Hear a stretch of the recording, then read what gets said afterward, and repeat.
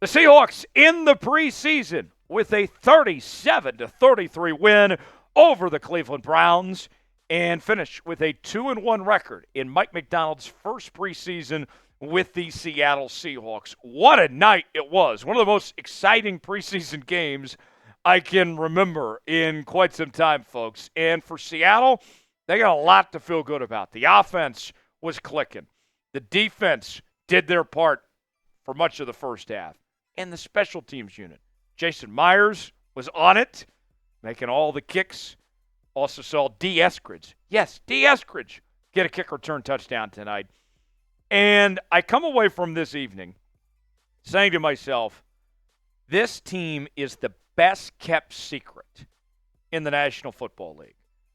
You got an offense you feel really good about, a defense that's miles better than what it was last season, special teams figuring it out. This team is the best Seahawks team I've seen in years. That's how good I feel about where this group is at after training camp and after the preseason. Mike Macdonald's done a great job. One quick note on the injury front. Uchenna Nwosu did leave the game after he got hurt on a chop block. He appeared to be okay. Also, Artie Burns was taken to the locker room on a cart with an apparent left foot and ankle injury. Burns not going to be a starter, but expected to be a depth piece on the depth chart. When we get more information on both those guys, we will continue to let you know on what's going on there. But it didn't seem like it was too serious when it comes to Nwosu. All right, got to talk about our guy Geno Smith.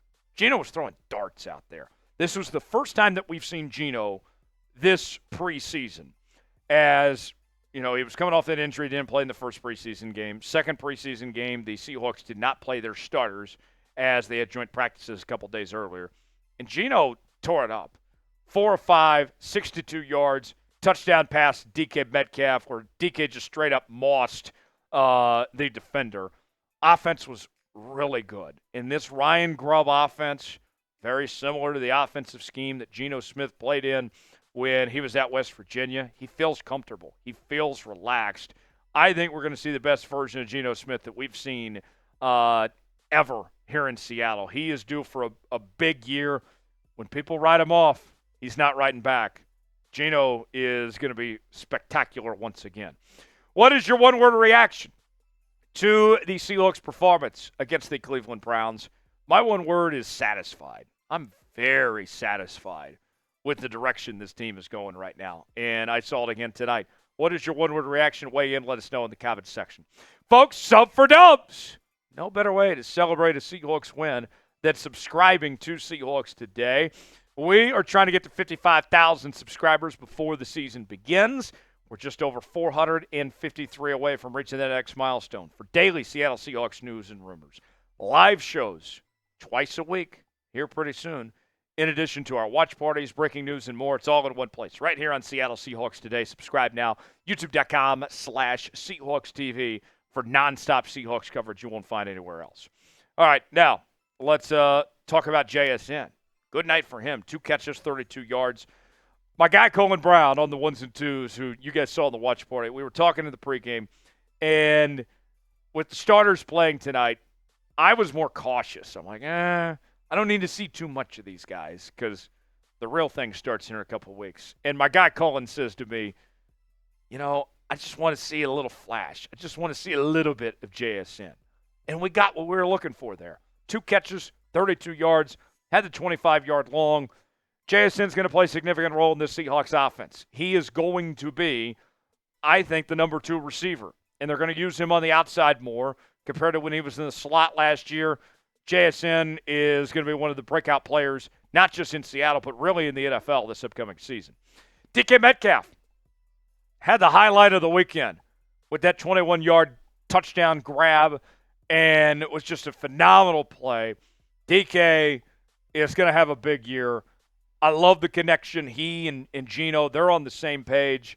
Look out. This receiving core is lethal, folks. And when you add in Tyler Lockett, when you add in Jake Bobo, we'll see what happens with the tight end position. Obviously, there's some question marks with some injuries there, but this is a pretty dang good group with DK leading the way. Today's show is sponsored by Game Time. Game Time is the place to go for the best seats, the lowest prices guaranteed. Game Time has what you're looking for when it comes to last-minute tickets, folks. Game Time has a new feature called Game Time Picks that makes getting tickets to your favorite teams play live even easier. Game Time Picks filters out the fluff to show you only incredible deals on great seats so you don't have to waste time searching through thousands of tickets. They have this new thing called Super Deals. If you find a super deal, you have found something you're not going to want to miss on, folks. They also have their seat views, so you can see what your seat looks like to get that visual, see if you like that seat or not. Then you're checking out Apple Pay, Google Pay, Venmo, all major credit card providers. And on top of that, folks, you can save $20 off your first purchase when you use the promo code ChatSports. Download the Game Time app, create an account, use code ChatSports for $20 off your first purchase. Terms apply. Again, create an account, redeem code CHATSPORTS for $20 off. Download Game Time today. What time is it? Game Time. Game Time, proud partner of Seahawks Today. Kenny McIntosh, great play. 1 carry, 56 yards, a touchdown. It was one of the highlights of the night. This offense was explosive. And the Seahawks have some good options at the running back position. We know about K9. We know about Zach Charbonnet. And then McIntosh and George Holani both. It's going to be a good mix. I'm very curious how they work out if they're going to carry 4 running backs as opposed to 3.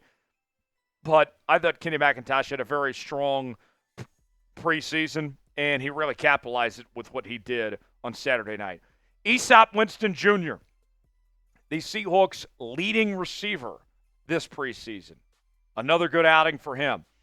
3 catches, 21 yards, and he's going to make this decision tough for Mike Macdonald and John Schneider, whether he should be on the 53-man roster or not. He was on the outside looking in, entering training camp and entering the preseason with the idea if he would make the 53-man roster or not. And the way he stepped up, it's going to be awfully difficult to leave him out there. A lot of good options for that number 6 receiver spot. Easop Winston, we'll see what they do.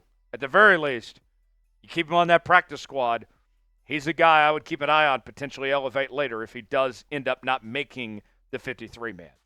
P.J. Walker, P.J. ain't that guy. I mean, the numbers are a little more kind than what the visuals were. 7 of 10, 49 yards, was so erratic, was missing guys left and right, didn't have much flow in the offense. In training camp, the talk was comparing him to Sam Howell, that P.J. Walker was actually picking up the Seahawks offense quicker than Sam Howell was. And then when we got to live game action, it was a night and day difference between these two quarterbacks. Sam is your QB2. P.J. Walker is getting cut here in a couple days.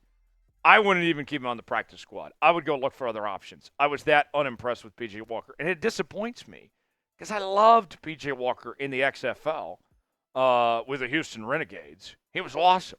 They called him MVPJ. But he doesn't look like that guy he was in the XFL a couple years ago. George Holani, good night for him. 7 carries, 38 yards, a touchdown. Also had 1 catch for 9 yards. Holani, the thing about him, compared to Kenny McIntosh, is that he is much better in pass pro, in pass protection. And that could be the potential difference of him maybe getting a roster spot compared to Kenny McIntosh. We'll see how the Seahawks ultimately decide things there. Dee Eskridge.